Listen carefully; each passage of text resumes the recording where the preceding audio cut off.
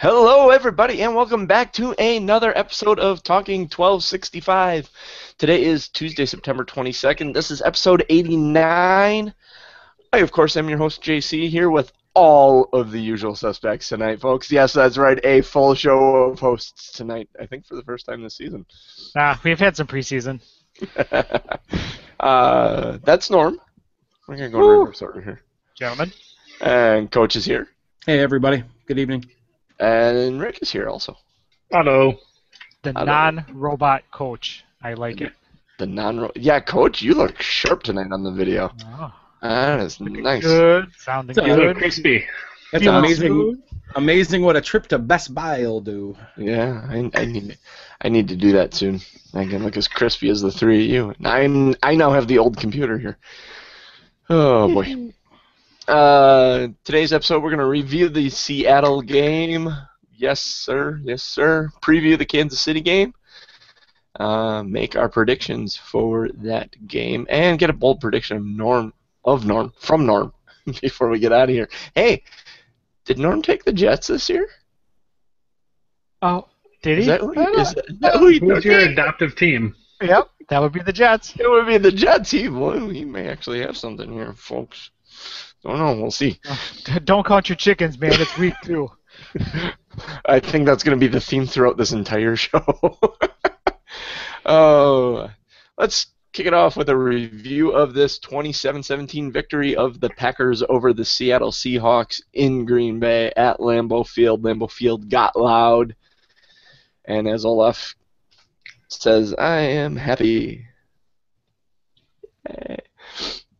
Yes, it was a glorious game. Is that a good way to describe it? A glorious game. It was redemption.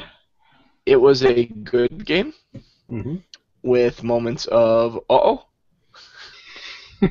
and moments of okay. Oh, and there's my computer telling me to get Office, which I already own. I love that. You never really felt in this game we were in a lot of danger. I mean, it felt really controlled. Seattle's first drive out of halftime scared me. Yeah. At that point, I was puckering a bit and going, "Are we gonna fall apart here?" It's like Russell Wilson did the Russell Wilson show, and it's like, So. It certainly looked like they didn't stick to their game plan in the first half. Like in the second half, it looked like the Seahawks that are the Seahawks with every other play being a frickin' keeper. Well, I mean, it's in the first half, I think they're really trying to rely on Marshawn Lynch for the running game, and we were stuffing him left and right, and they forgot to say, "Oh yeah, our quarterback is actually pretty good at doing that too." So, let's start this off. Passing offense, really good. Aaron Rodgers is going 25 for 33, 249, 2 touchdowns, no interceptions. He got sacked twice. I'm trying to remember back to those sacks. Those were just coverage sacks, weren't they? No, they were defensive guy in his face sacks, just like all day. Yeah. There were very few times in this game that I felt comfortable when he dropped back and planted his back foot into the ground that he was going to have time. Everyone always talks about Colin Kaepernick and Cam Newton, Russell Wilson, all these guys that can run as quarterbacks. But what they fail to give Aaron credit for is just kind of brushed over is his ability to make something out of nothing. They give Ben Roethlisberger a lot of credit for that exact same thing only because he's the same weight as I am. But I mean, yeah, it's impressive. But just because Rodgers isn't on the hefty side, he deserves that same type of praise. The 2 tackles graded out as the 2 lowest players through the game. I mean, there were 19 pressures from the tackle position. That's a lot. I mean, that's a really lot. 19 pressures just because the 2 tackles couldn't really set their anchor and block. So that's 19 times or 17 times that he had to move out of the pocket and scramble where he couldn't just have a clean pocket to set up and throw. So, his passing performance was really good. He had very few incompletions, no interceptions, a couple touchdowns, but I think the biggest thing is his ability to create passing windows with his feet. Yep. Those other quarterbacks you mentioned, they can run, but Rodgers, if you want to say he can move, he's good at moving and keeping the play alive. And he had to. I mean, the line, his movement covered up a very bad line play. They did not play well against Seattle from a pass blocking perspective. Right. Especially the tackles. Yep. I was gonna say, how much of that is attribulated? Attribulated. That's a new word. Attribulated. That's like a stream. That's a little stream. Yep, attribulated. I call that a show title. How much of that is attributed to the fact that Brian Bulago's gone? A lot, because Don Barclay really isn't a tackle; he's a guard. Yeah. But whatever. What do I know? On the receiving side of things in the passing offense, Randall Cobb 8 for 116, Ty Montgomery 4 for 37, Richard Rodgers and James Jones, both with touchdowns. Rick is gonna dig that. Jones. Rick is gonna dig that in every week. I get a freaking tweet. Every time James Jones scores, yep, gotta ask Norm about how Miles White's doing. But in all honesty, yeah, Cobb really good game. I mean, getting open when Rodgers was scrambling, he was able to find Cobb quite a bit. I really like what you see in Ty Montgomery. I hope he gets more opportunity on the field. Guy's big, strong, and fast. I mean, he's got all the attributes. I was just going to ask Devontae Adams. Right. What were his stats? It was 4 for 37. 4 for 30. 4 for 37. Yeah. Wasn't huge, but when he had the ball, he looks dynamic, and he seems like he can make something happen. Yep. The biggest thing that stood out with me over Montgomery, other than his dropsy, pretty good performance, is Richard Sherman had to hold him across the middle of the field so they wouldn't get separation. That says a lot. That means he's a big physical receiver. He's looking more like the Anquan Bolden type of receiver that we've seen Richard Sherman have problems with. Big, strong, physical, not the fastest guy in the world. I mean, he's quick. He's quicker than he is fast. I could see him coming into a bigger Randall Cobb type of position on this team, where he is the possession guy. He's the go-to guy when you need a 3rd and 8, kind of like Cobb is now. I mean, if you look at this receiving core that you have Cobb. Now, I don't want to jump the shark here, but just hear me out. You have Jordy Nelson next year. Hopefully he comes back perfectly fine. Randall Cobb. Devontae Adams, this is going to be his breakout season if he makes sure his ankle gets real good, right? And now you have Ty Montgomery and Richard Rodgers, who's showing like he might possibly be the real deal, more of a Ed West type of tight end, more than a Jermichael Finley. The future looks very, very bright for this Packer offense. And always the option, if the man that's got 3 receiving touchdowns already this year wants to sign another contract to stay with this team to possibly win a Super Bowl. Right. I mean, it's looking bright. James Jones is Chris Carter. All he does is right. He really reminds me of that kind of Don Beebe-esque player at the end of his career. I mean, that's part where I kind of infuriated myself there for a little bit. He's not washed up. Everyone says he's the old washed up guy, and all those media. He's a sleeper. He's not. I mean, he's right at the peak of his career. Yeah. But his position on this team is kind of like when we brought Don Beebe in to win the Super Bowl. We need a positive mentor in the locker room that's a team-first guy that's willing to take the veteran minimum and go out there and contribute when you need him to. He doesn't need to contribute all the time, but when you need him, he's there, kind of like Don Beebe was. So, knock on wood, the injury bug is done rearing its ugly head. So, I mean, I think Packer fans have way more to be excited about right now than they should be worried about going forward. Oh, I agree. James Jones he's going to retire a Packer. I think he's figured out that going where the money isn't worth his time or effort. He's got his money now. He got his big contract. He did, but he doesn't.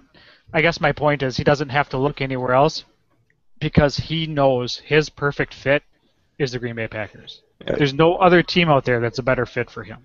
Right. Well, he got 1 year of his big contract. Yeah. He got his guaranteed money, and then he got cut. So. Yep. Oh darn! What was his guaranteed money? More money than I'll ever make in my entire lifetime. Yeah, Exactly. Probably. Exactly. And my second point to this was going to be, I wouldn't have expected him to make Sherman look stupid. Yeah, Yeah. but he did. He beat Sherman once, and we didn't throw at Sherman unless we had a free play. Yeah, but there it is. The coach in me says if you have Sherman, he knows it's a penalty too. He saw the guys jump, right? So I don't care what anybody says. If you're a defensive player and you know the penalty's on you, you are not at 100% right off the ball, and James Jones was, right? So did he beat him for a touchdown? Yeah. But is it a perfectly level playing field? No. Let me keep my win. You made it look stupid. We just like seeing Richard Sherman get beat. Yeah. Trust me, I love it. I loved it. I laughed. It was fantastic. Old, slow James Jones. Yeah. But the objective part of me is like, if you line him up 100 times, does he beat him like that 40, 50 out of 100? No. Yeah. Rushing offense. The good. Had James Starks had the couple of carries that Eddie Lacy had early in the game, he probably would have had a 100-yard day. He had 20 carries going for 95 yards and a 4.8 average after Lacy. Everyone hold your breath, got injured. And how many receiving yards? He had like Night of the ankles. He had like 70 yards receiving too, didn't he? Which one? James Starks? Yeah. James Starks. He caught 4 balls, but only for 11 yards. Only for 11? I thought he caught 4 did. balls. Who caught? What am I thinking? Did he have a big run? Did he break a big run? Yeah, he broke a big run. His longest run was 35 yards. Yep. Yeah, I was thinking of that as a pass for some reason. Yeah, Norm, it looked almost like a screen.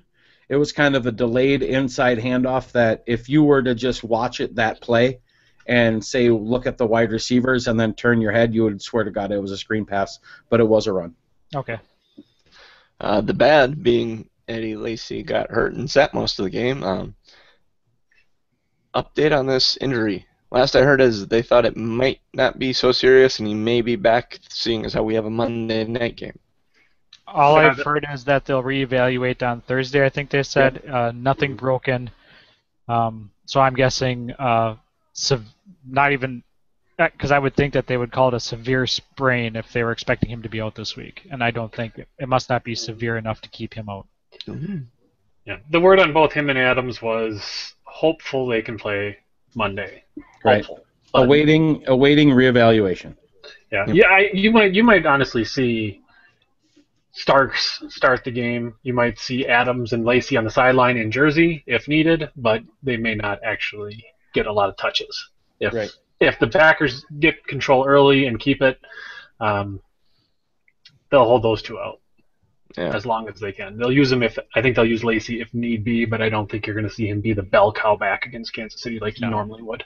I think you will see Adams start for sure, because he did come back into the game. But as far as Lacy goes, I would even almost not even put the jersey on him and just sit him out for this 1 week. And that may be overly precautious.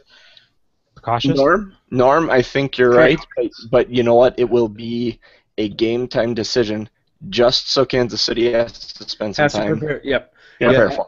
Absolutely. If he's even questionable, you mark him down as game time decision, so you have to prepare for him. Mm-hmm. The difference between him and Ty Montgomery are two totally different type of players. Make him prepare for both.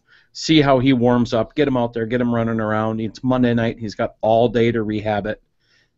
Make sure he's nice and warm. If he can go, great. If not, make it look like he can go, and then don't play him. Yeah. Passing defense in this game. Got the turnover late. Played good for a drive. Hey. Every time he does something good, I'm raising my hands in victory. Who got the turnover, Norm? Who was it? Mr. Elliott. Your boy. My boy. Wasn't it both of them? Yeah. Yeah, He both of caused them. the fumble. He didn't recover it, but he caused it. He caused the fumble and got the interception. That interception was something else. That was awesome. Coming right through the middle of the line, just, I'll take that. Did you hear him on the radio today? They played his interview, and they said, did you scheme that play? Did you see it in film? Did you read it? He goes, no, I just turned around and saw the ball, so I stuck my hand out. It's just knowing where you should be on the field, and the play works to your advantage sometimes. He's a big man. He's got big wingspan. Oh my gosh, yeah. He's a Get his hands on balls. That's good. I mean, and he did what they wanted him to do. They brought him in later in the game to try to get a spark on the defense, get a high energy, high motor guy late in the game who can beat winded tackles, and that's what he did. So I think that was a good move by the Packers. You didn't see him a lot throughout the whole game, but at the end they used him quite extensively. Yep. In Mike McCarthy's press conference, he was asked about him and what he thought, and of course he praised him. And he says, he just needs more opportunities to show what he can do on the field. I thought that comment was kind of funny because he's the guy in charge of his opportunities. I would agree with that. I laughed at that as well.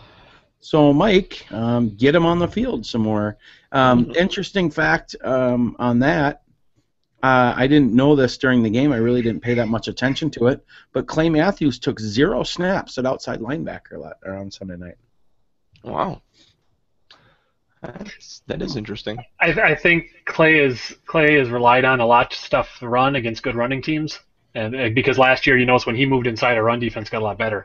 So when we play teams with good backs, I think you're going to see Matthews more inside than out. Yeah. Passing defense in the bad side, that drive after halftime. That was and honestly, in this whole game, that was the one moment where I was just going, this is not good. Yep. Here we go again. It seemed like they were exploited where they're always exploited, the center of the stupid field. But how many catches did Jimmy Graham have? Well, and that's a question that we had. So Jimmy Graham. We can tackle that question now if you'd like. Otherwise, we can tackle it later. He had 1 catch for 11 yards. He was targeted only twice. That's, where we normally get torched as far as passing game goes. So, go ahead. What did the Packers do here to contain Graham? I know they played Hyde. Was it Hyde on him a lot? I think Hyde had him. Yep. Quite a bit. Yep. Mm-hmm. Didn't matter. It was a scheme. It was the Seahawks' fault he didn't get the ball a lot. Yeah? How so? They threw to the opposite side of the field. They kind of used Jimmy Graham to stretch everything out, and they threw the under routes away from him a little bit more. I watched a quarter and a half, the middle of the second quarter, and then all of the third quarter, where really you're into the scheme of the game. You're not trying new things. You're working your plan. And a lot of the times on the routes that Wilson had, they have combo routes. And Jimmy Graham, it just looked like he looked away from him real quick. If he wasn't open right away or really late on a scramble, they just didn't look his way. Yeah. I wonder if he's getting frustrated. I mean, this is 2 games now, and he had, I think in week 1, he wasn't heavily used either. Right. I think if you put on a Seattle Seahawks jersey for a regular season game this season, you're frustrated. Honestly, at this point. Yeah, but I mean, he came over from New Orleans. They're like, this guy's going to be the guy to get him back here, really stabilize our offense. In the first week, he did have 6 catches for 51, but it's still not, I mean, between 2 games now, he doesn't even have 100 yards. Yeah, I expected him to almost be a security blanket because Russell Wilson hasn't had necessarily the wide receivers that most other teams have. And usually when you don't have wide receivers, you at least have some sort of tight end to kind of cover that up and go to. And, Seattle really still doesn't have any wide receivers, and they're not using their clearly good tight end. Yeah, so I don't know if that's because Russell Wilson coming into the league has been a running quarterback who, yeah, he's accurate and he's good at passing the ball, but he's had to run more than he's had to throw. He doesn't have large yard totals. He doesn't have a lot of passes in a game. So I wonder if that's just a byproduct of him not having to throw the ball. Could be. Yeah, I think it's two-tiered. That is definitely part of it. When he gets running on his mind and he kind of bails away from the pass progression, he's gone. I think another part of it, equally as important as Russell running, is the chemistry that you need to have during a scramble drill when you're out moving to get your security blanket type of guy. Number one, you need to have them working back to the ball, them looking at you. That chemistry just doesn't happen overnight. It took Drew Brees and Jimmy Graham 2 years to really get on the same page, where then he started to explode. I think you'll see, if everything kind of rights itself in Seattle, which I hope it doesn't, you'll see Jimmy Graham's numbers start to pick up here in the coming weeks. Yep. And I'm guessing since they don't throw it a lot, I'm guessing it might even be till next year. The beginning of next season, you might see that click.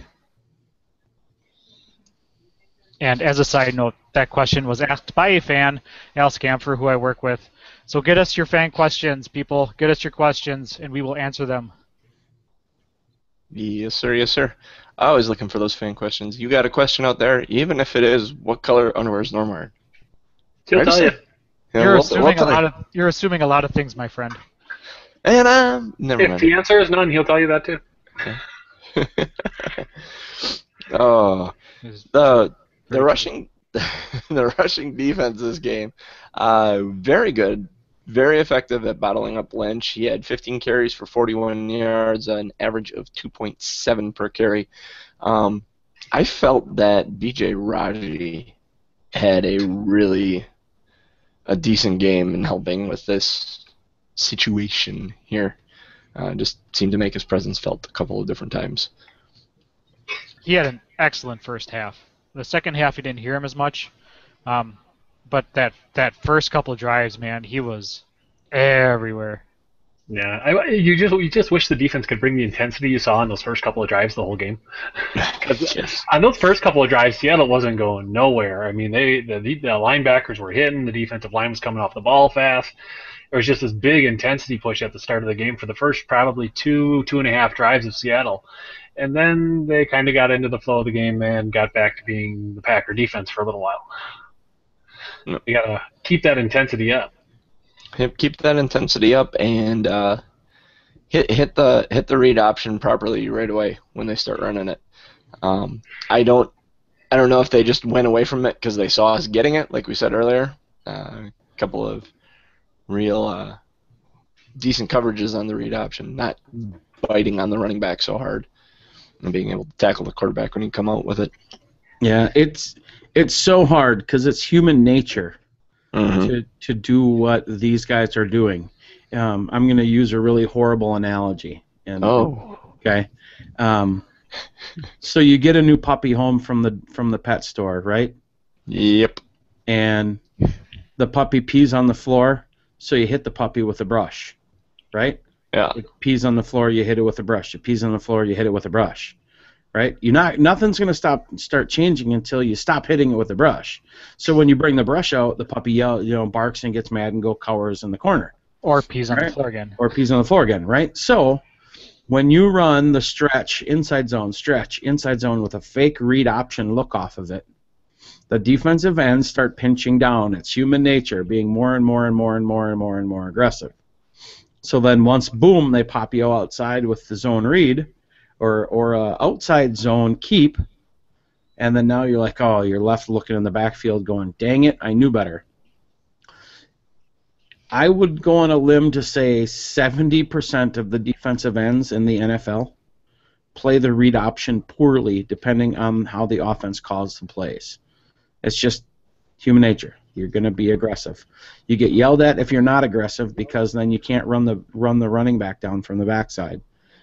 But you can stop the read option. So it's really one of those plays that I was surprised we haven't seen in the NFL. There is a span of like 20-some years we haven't seen the read option, and then it seems like all of a sudden Colin Kaepernick comes in the NFL, and now it's everywhere.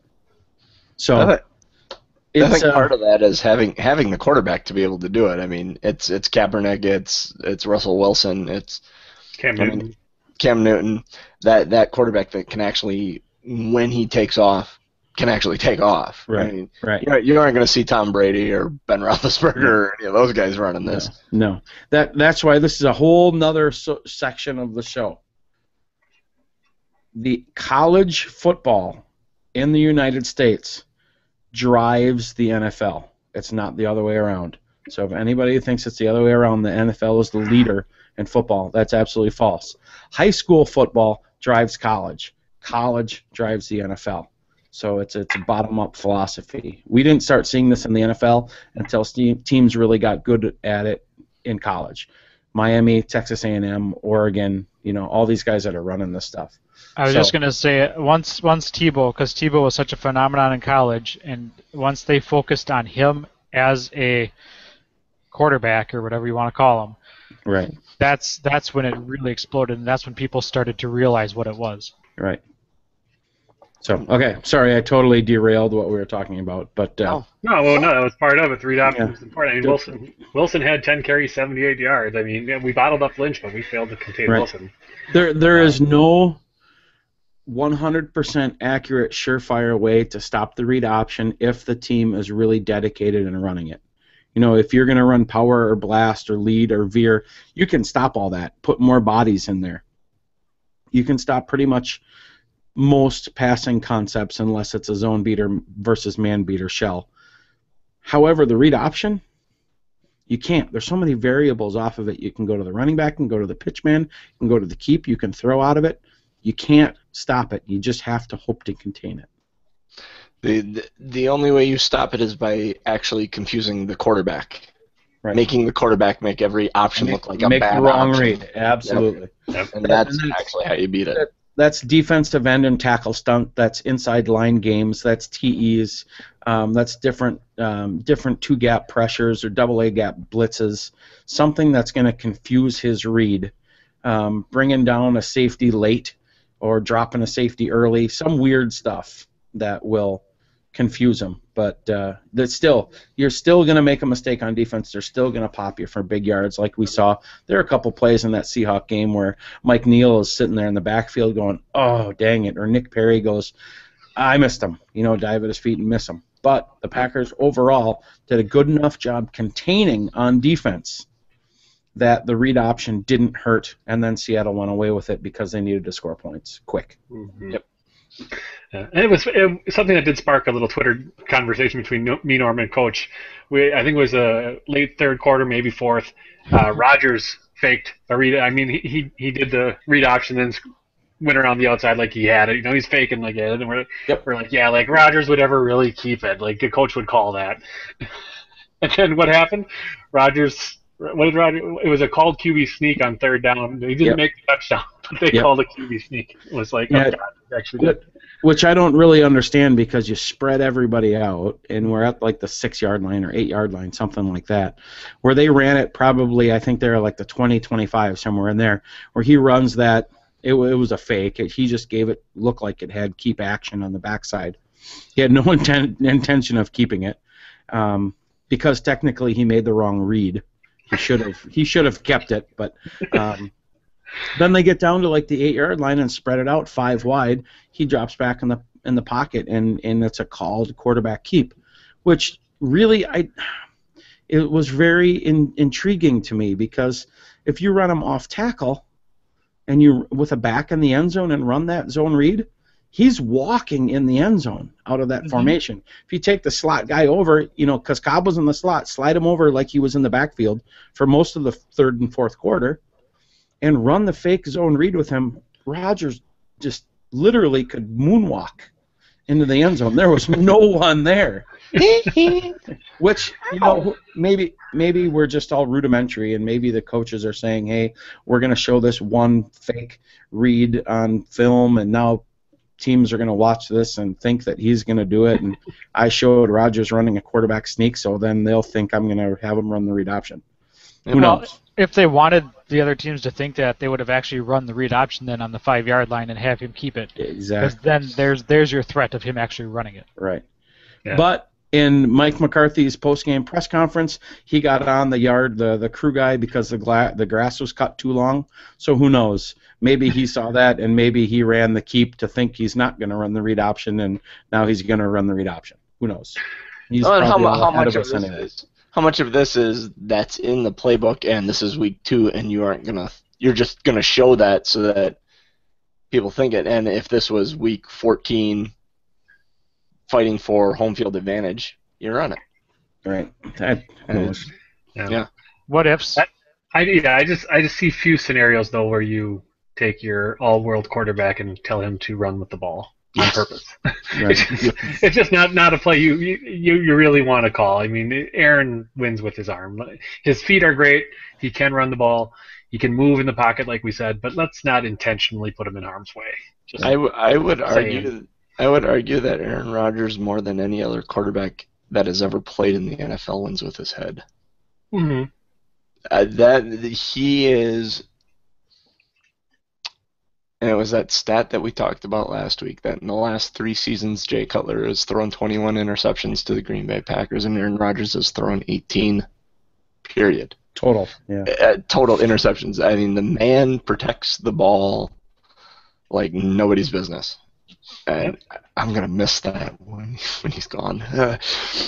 Special teams. The good, Mastay. Mastay found his leg, apparently, somewhere. Dug it out of the closet. Crosby hits the 54-yarder. Kick coverage was good. Had a couple of touchbacks at the back of the end zone. They didn't make it to the 20-yard line once, I don't think. No. I think Baldwin took it out like 3 times, and we tackled him inside the 20 every time. Yep. Yeah. And he's a good kick returner. Yeah, I was going to say inside the 15 or 10, like twice. Yep. I was going to say, if you're in the end zone, don't take it out, folks. That's, Right. if you ever find yourself on an NFL field and the kick's coming to you and you're in the end zone, just take a knee. We've beaten that horse on this show plenty of times. There are so many bad things that can happen from taking it out. Not just the fact that you might get tackled inside the 20, but there's inevitably going to be a flag, and you're going to get it in the 20 anyway. Yep. And it's the mindset of the big play NFL receiver that totally ignore the statistics behind receiving the ball in the end zone. They're looking for that anomaly home run, and it just, I mean, like, it's a 28% chance to get it past the 20. It's just nonsense. I don't get it. I'm 9 yards deep in the end zone. Yeah, let's take it out. I'm going to break the record. Yeah. Right. Got to break the record. Let's take it out. So hopefully with the strong special teams performance, Ryan Long, that pleased him a little bit, maybe. Ryan, is that helping? If not, let's talk about it next show. Because maybe they'll suck on Monday. We don't know. We'll see. Good start to the season for them overall. Green Bay at 2-0 with many of the other what you would consider perennial favorite NFC teams struggling. New Orleans, Seattle, Philadelphia, all winless. Indianapolis. Indianapolis bought hard. NFC. Yeah, I was staying in the NFC, but I didn't hear NFC. I thought you said NFL. NFC North looks like it's our silver platter to run away with and eat off of. Chicago and Detroit both 0-2. Minnesota's only win came against Detroit. Somebody had to win it. Yeah. What happened to Detroit? Did they just fallen apart? I'm not complaining. I don't get it. They sign Haloti Nada, but they lose Ndamukong Suh. Right? Yeah. They get Amir Abdullah, who looks like the real thing for a running back. They still have Calvin Johnson and Golden Tate. Matt Stafford is a tough SOB as a quarterback. He can actually throw the ball. And they have some really good linebackers. I mean, I don't get Detroit. I don't understand how they can't be giving us a run. I mean, playing us like the Seahawks all the time. They have the horses. Listening to you just now, Coach. Well, I was going to say, listening to you just now, Coach, it seems like they need an offensive line. Yeah, they do. They do, because did you watch Matt Stafford get his rear end handed to him? I heard about it. That game was glorious. He got hit like 19 times. Like Matt Stafford. Let's see here. Minnesota defense QB hits. 8 QB hits. That's I should have it here. Sacks. I don't see. How many sacks? It's not showing on my screen. No. Sacks only once. Oh, really? Really? It seemed like once hit 8 times. It seemed like the dirt all the time. He got hit so many times, every hit should count, or he got hit so hard, everyone should count twice because he had, what did they say? He had difficulty breathing after the game or something like that because his rib cage was so collapsed. Ouch. Yeah. I mean, he's a tough kid, and he can wing it. I mean, don't get me wrong. Oh my gosh, yeah. The guy can throw the ball. Yep. But you were talking about Abdullah. I mean, against Minnesota, they had 16 total carries, Detroit. Abdullah got 6 of them for 9 yards. Their leading rusher was Stafford, 4 carries for 20 yards. They got 38 total yards rushing. They averaged 2.4 per attempt. I mean, talk about not having an offensive line. Right. Their average yards per pass was only 5.4 yards per completion, and when you throw the ball 53 times, that's not very good. Well, oh my God! Minnesota's defense made them look foolish at times, like absolutely foolish. Yeah. Yep. So which is news for the Packers. As a good news for us, yeah. Something I never thought I would ever say. Right. Ever. No. Ever. So let's take a peek ahead at this Kansas City. Kansas City's coming here to Green Bay. Yep. Is that it? Yeah. Monday night. Why did I think we were going to Kansas City? I'm really glad we're not, though. Arrowhead is a hard place to play. So am I, and I might have to change my season prediction to 15-1. I think that was one of the ones I was counting as a.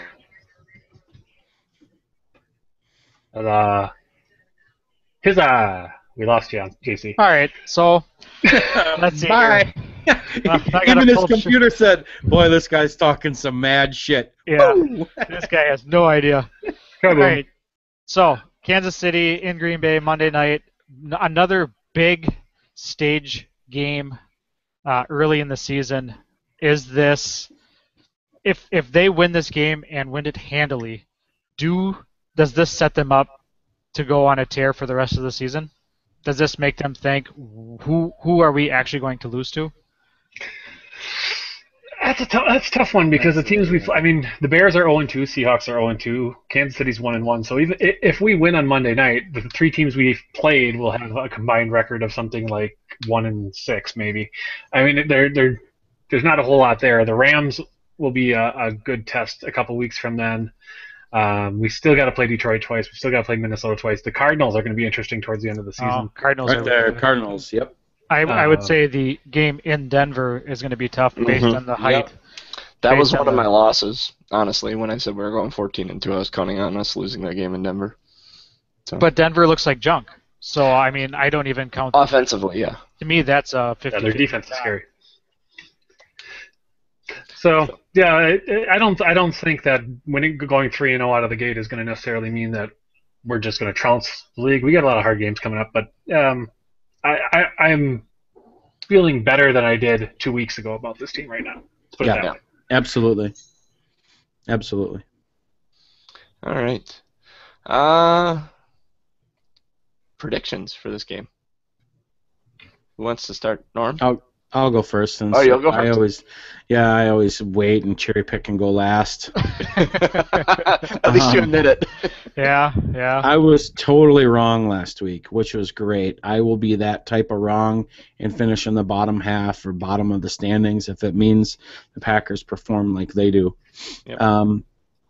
Coach's 3 keys to victory is intensity for the defense. Let's see more than 2 or 3 drives out of that intense defense. Offensive line protection. Let's not have 19 pressures to the quarterback coming from the tackle position. We don't really have any questions with Lindsley sitting in JT Lang. You guys see the commercial yet? JT Lang? Yeah.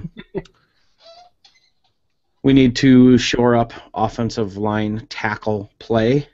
And the third key, which is actually kind of different, we need to have special teams explosive plays. Right? Getting the ball up to the 20 and not making mistakes is great, but the way you set your team up to win the World Championship is actually having all 3 tiers and all 3 aspects of football be able to score and flip the field. You need a defense that will not give up field position. You need an offense that can strike from anywhere on the field, but you also need special teams that can actually turn into a weapon. We need to see some things out of Ty Montgomery in the return game this week. If all those three things happen, I see the Packers going away 42-17 winners. Whoa. Nice. All right, I'll go next. Well, Coach gave 3 keys to victory. I guess I might as well make 3 and pull them out of my butt. Aaron Rodgers throws touchdowns, Clay Matthews gets sacks, and Ty Montgomery turns kickoffs for touchdowns. 3 keys to victory. My 3 keys to victory is the defense. I'm sticking with defensive line needs to actually get a push. The defensive line, without the help of the linebackers, need to get into the face of the quarterback. There's quite a few teams out there that are able to do that, and the Packers have not been able to get any pressure with 7 guys, much less 4. And I would like to see the emergence of Raji and Julius Peppers. I want to see that all come together, and I want to see Alex Smith face first eating turf all night. I want to see pressure. I want to see knockdowns. I want to see batted balls. Yes, Coach, you had a question. Yeah, you said Alex Smith, and I wanted to bring this up. I want your guys' input on this real quick. What do you think the possibility is that Alex Smith throws a touchdown to a wide receiver on Monday night? Realize Kansas City has not done this in 3 years, or close to. In Green Bay, not likely. Okay, there we go. Not likely. Not likely. I mean, Not likely. here are their receivers. I mean, here are their receivers. Their leading receiver right now is Travis Kelce. Second is Jeremy Maclin. There's a name you might recognize. Okay. Other than that, we have James O'Shaughnessy, Albert Wilson, DeAnthony Thomas, Niall Davis, and Anthony Sherman. Not really household names there in Kansas City on the receiving end of passes. Besides Jeremy Maclin being the only real deep threat there. Yeah. Correct. Taking that into consideration, Norm, what do you got for a score? Hey, I got 2 more keys to victory, douche. Oh, yeah. Okay. Unless key number 2. you want to count my 3 keys to victory, the 4 linemen. You do the math. My second key to victory is running back over 100 yards. They need to be consistently running, especially if Lacey isn't there. They can't go one-dimensional. He needs to have over 100 yards, and I think he needs to have well over 100 yards. I think that's the best way to open up the passing game with Aaron Rodgers, even though his passing game is close to about as perfect as you can get on a weekly basis. My third key, play calling. I hate seeing 3rd and 1 50-yard bombs. I hate seeing empty backfields on 1st and goal from the 2. I hate. Oh my God, it burns me. I thought that was going to go away with the new play caller. Clearly, McCarthy still has his hand in it at some point. I don't get it. But whatever. That's my 3 keys. Packers stomp them all over Lambeau Field, 38-10. All right, I'm not going to go 3 keys to victory here, because I've been respecting this long enough. But I think Coach, the main key on this one is pass protection. Kansas City has 8 sacks in 2 games. They know how to get after the quarterback, so those tackles are going to be pressured. Keep a back in, give Rodgers some extra protection. If you give Rodgers time, he can pick this defense apart. And on our defensive side of the ball, just this is an offense that doesn't have a real threat. So man-to-man coverage, use the 1 high safety, bring 8 men in the box, make Alex Smith beat you deep. I don't think he can do it. I think if you take away the under stuff and you take away Jamal Charles, make him have to throw it down the field, hit 10, 12, 15-yard passes, he can't do it. So I'm thinking Green Bay wins. Not giving it as much as you guys though. I'm going to say 30 to. I'm going to give them a little more credit and say 20. And seeing as how everyone's done keys to the game, I'm going to do my key to the game. And that one key is... Score more points than they do. Hey-oh. Not quite so simple, but simple. We've seen the defense play with a ton of energy at times. We've seen the special teams have the explosive returns. We've seen the interceptions, the turnovers, the offense going, the running game going, the passing game going. The key to victory is play the complete game. All the phases going and going in unison. And we should walk away with this handily. 31-7. If you have all facets of the game going smoothly for Green Bay, they will go undefeated. Oh, yeah. But. Is this your prediction? No, this is not my prediction. No, but the Packers seem to have issues on several key areas, and I don't know. I just don't see them shoring all those holes up anytime soon. Yeah, they could. The way starting quarterbacks are going down around the league, we could just get lucky and have no competition. Be the last man standing. Be the last man standing, because Aaron's pretty good about avoiding getting hit. Yeah. True. But boy, there are a lot of injuries this week. A lot of injuries.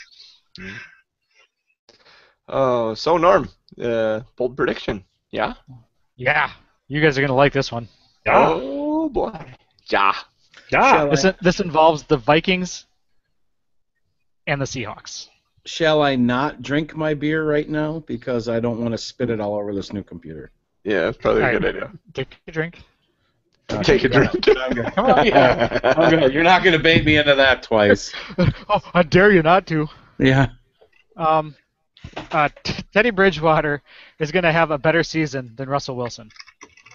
Woo. Quantify better. Yeah. You guys will quantify that at the end because Okay. it's not going to be record because they're Because two totally quarterback different teams. wins are not a quarterback stat. Well, that's a team stat. Right. It's going to be touchdowns, pass. It's going to be yard. It's going to be everything. It's you guys are going to be the judges of who has a better season. But I think it really isn't going to be close. Oh, They're gonna have a season where one's gonna have like 2 less touchdowns and one's gonna have like 200 more yards, and it's gonna just be a headache to try and iron out who's the better quarterback. Even interceptions, even sacks. No push. did you But guys? even that in itself is bold. Teddy Yeah? Bridgewater versus Russell Wilson. Did you guys happen to hear Aaron Rodgers' post-game press conference when he kind of gave the little jab at Russell Wilson? Yeah. I missed it. Seems like God was a Packer fan tonight Hmm. after Russell Wilson saying, God helped us win and all this other stuff.